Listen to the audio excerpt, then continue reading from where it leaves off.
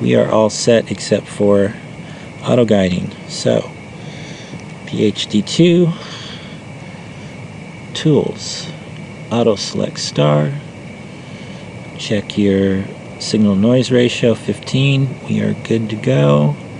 We're already calibrated. The lines turn green. We are pointing high in the sky, so hopefully we'll get some good auto guiding going here. And we're just going to wait for it to stabilize a little bit.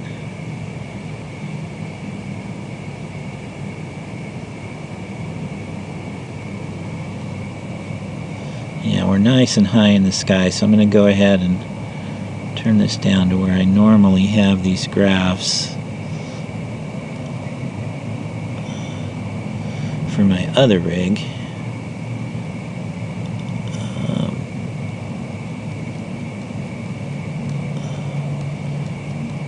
Yeah.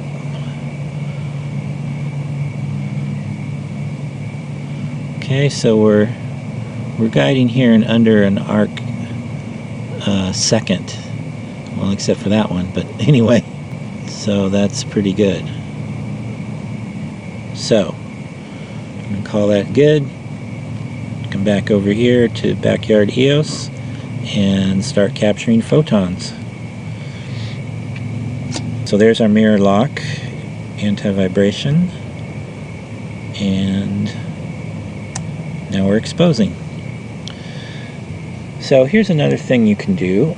If you, in newer versions of Backyard EOS, it was actually a suggestion that I put in there, was not a fully automated telescope, but it's a step in that direction. So what I suggested was, can we park the scope at the end of a capture plan in Backyard EOS? So he added, Gillian, the author, added that feature. So you need to connect your mount. There we go. That was easy. And now down here I can say park scope, and the park is pending because we're only on our first of 14 exposures. The other thing I've done to make it so I can go to bed and not wait for things to cross the meridian is set up some limits in EQ mod, so I can show you that. It's over here, enable limits, and this is all, these displays rather confusing, but anyway, I have set it up so that if you go too far past the meridian and on either side, it will park the scope.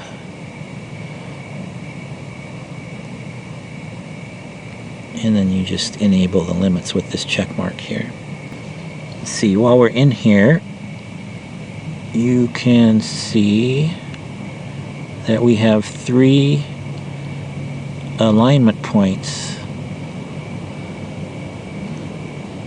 So that's what Astro Tortilla was adding, alignment points as we went along there. Oh, also while we're in here, you know, you have to have your viewing location, latitude, longitude, and elevation in EQ mod, and it must agree exactly with what is in Stellarium in order for all of this to work properly. So here in Stellarium, let me get this out of the way. This is the location dialog. So here we have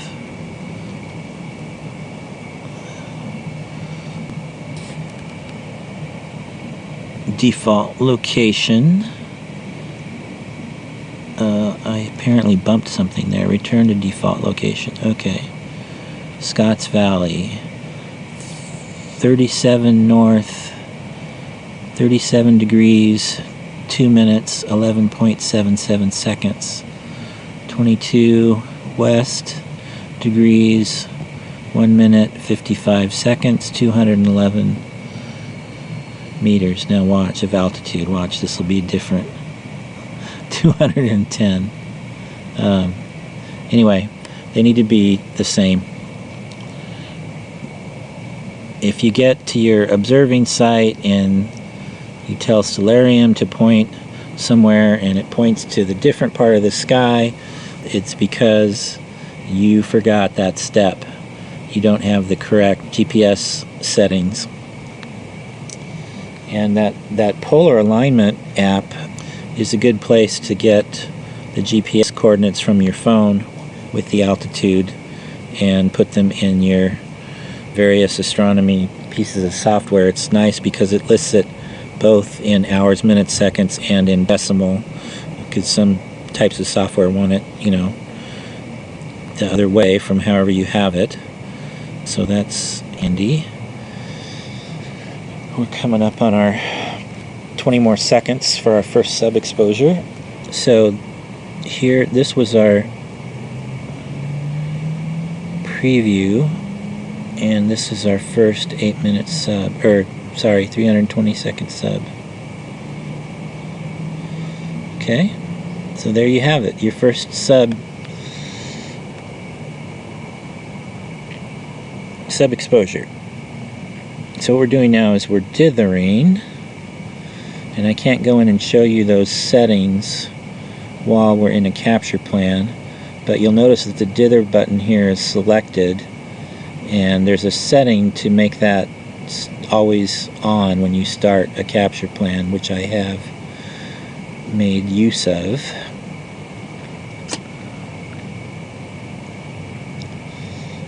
So we've done our dither, and now we're starting our second sub-exposure. Mirror locks over, there it goes. So there you have it. I'm at least demoed the pieces. Okay, I think I'll go ahead and cover the shutdown sequence here. Maybe we'll wait another 20 seconds for another sub to come in. But basically, you just need to disconnect the mount from the different pieces of software one at a time and shut them down. This EQ mod here will go away when the last piece of software that has an ASCOM connection to the mount has been closed or disconnected via ASCOM. We're still downloading here. There's our new sub. So you notice here that if I click, hopefully you can see it on the video. See how the image shifts a little bit each time? That's the dithering. And we want that so that if there's a hot pixel or something in the camera, thermal noise, it's going to stay in the same spot, but since we're moving the camera slightly via dithering, the image is moving. So when we go to stack, the stacking software knows to remove the stuff that's in the same place, in the same frame, in each frame.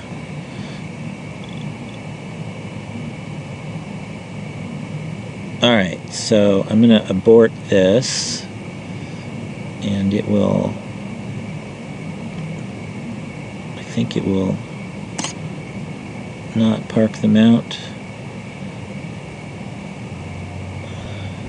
I actually have a beta version of Backyard EOS right now, because for that very reason that previously if you pressed abort it would park the mount, which was a pain if you forgot to uncheck that. So Gillian has upgraded it to where it doesn't do that, and that'll be in the next release. Okay, so this sub-exposure looks different because we aborted it in the middle, so it's underexposed. Alright, so we're going to disconnect the mount from Backyard EOS. We are going to disconnect the camera from Backyard EOS. And we are going to close Backyard EOS. Okay, then we can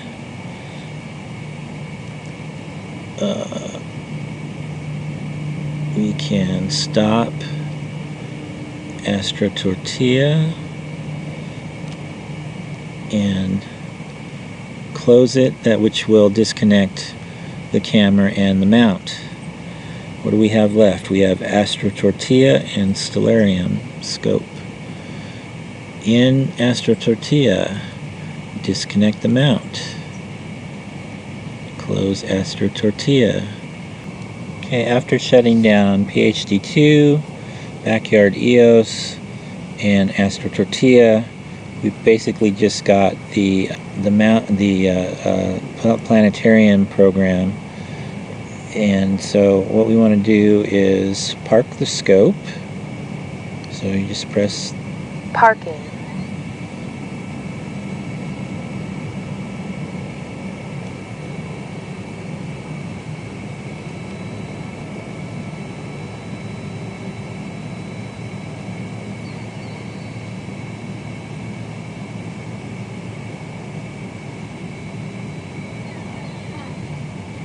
Parked. Okay, and then you can go into Stellarium scope and disconnect the mount, close Stellarium scope, and close Stellarium, and you are all done. You can power off the mount and clean up. That's it.